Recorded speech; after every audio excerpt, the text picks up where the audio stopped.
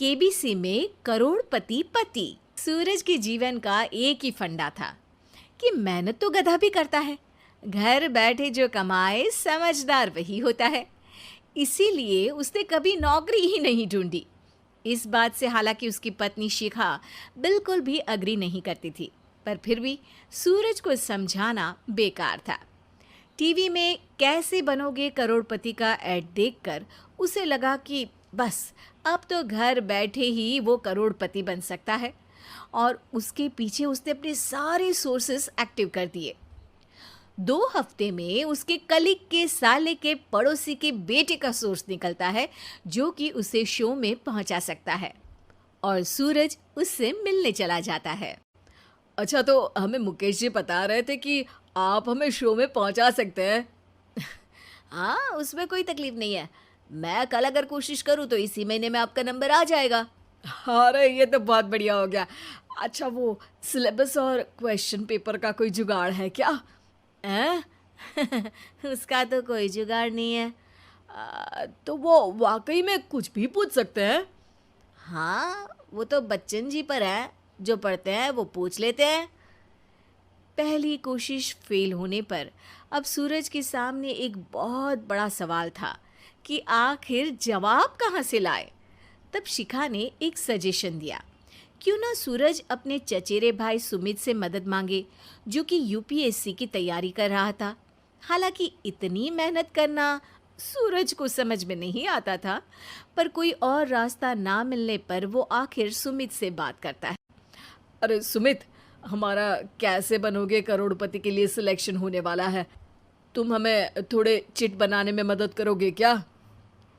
अरे भैया, चिट बनाए तो सालों हो गए, उसमें हमारा एक्सपर्टीज नहीं है, बल्कि आप बोलो तो हम आपकी पढ़ने में ज़रूर मदद कर सकते हैं।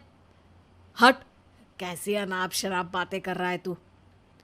सूरज ने सुमित को मना तो कर दिया था, पर तैयारी करने के सिवाय कोई चारा उसे दिख भी नहीं रहा था, खासकर जब 12 के पेपर लीक करने के एक्सपर्ट शुक्ला जो भी हाथ जोड़ लेते हैं।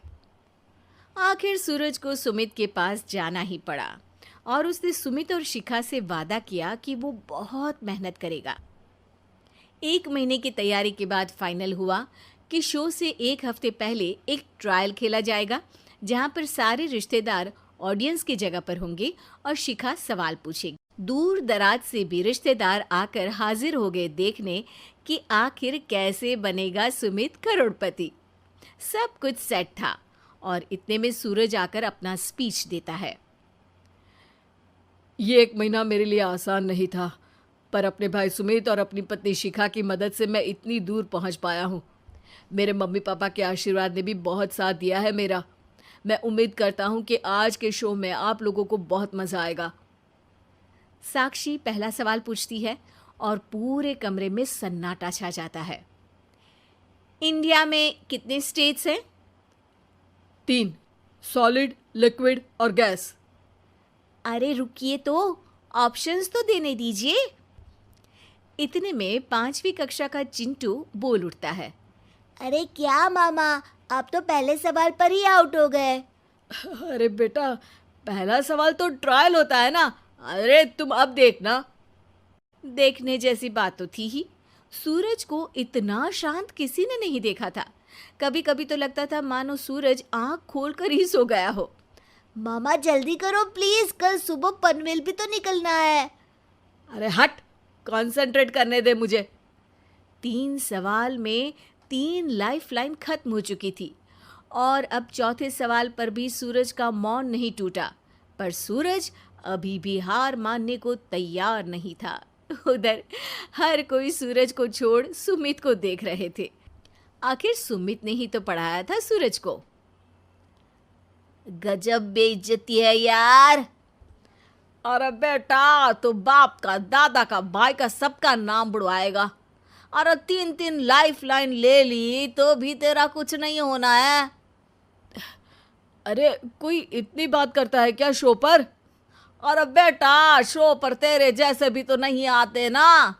सूरज की ये जंग आखिर 1 घंटे बाद 5वें सवाल पर खत्म हो गई, जब उसने इंडिया के नेशनल बर्ड का नाम कहा, कौवा। अरे बेटा, मजा तो बहुत आया, बस थोड़ा टाइम पर खत्म होता तो आनंद भी आ जाता। ताने बारिश के बूंदों की तरह बरस रहे थे और सूरज को भी समझ आ रहा था कि ये करोड़पति बनना शायद उसके बस के बाहर की बात है। पर वो आखिर ये बात मान कैसे लेता?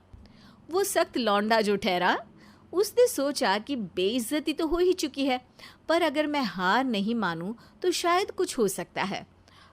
शिखा, तुम देखना, असली शो में आग लगा दूंगा, आग, करोड़पति बनूंगा मैं। हाँ, सब्जियां खत्म हो गई है घर पे, ले आओ। पहले पति बन जाओ, फिर करोड़पति बनना। अरे गजब बेइज्जती है यार। बेटा, अभी तो घर पर ही हुई है, 1 हफ्ते में तो तुम देश के सामने करवा कर आओगे। वैसे जब टीवी पर जाओ ना तो बस अपने मम्मी का ही नाम लेना, ठीक है? कोई पूछे तो बोलना कि पापा नहीं है मेरे। अरे पढ़ाई की, पेपर निकलवाए, इतने सारे लोगों को खाना खिलवाया, क्या फर्क पड़ा? इसीलिए मैं कहता हूँ कि मेहनत तो गधा भी करता है, घर बैठे जो कमाए वही सिकंदर। लेकिन मामा, गधे भी जानते हैं कि हमारा राष्ट्रीय पक्षी मोर है।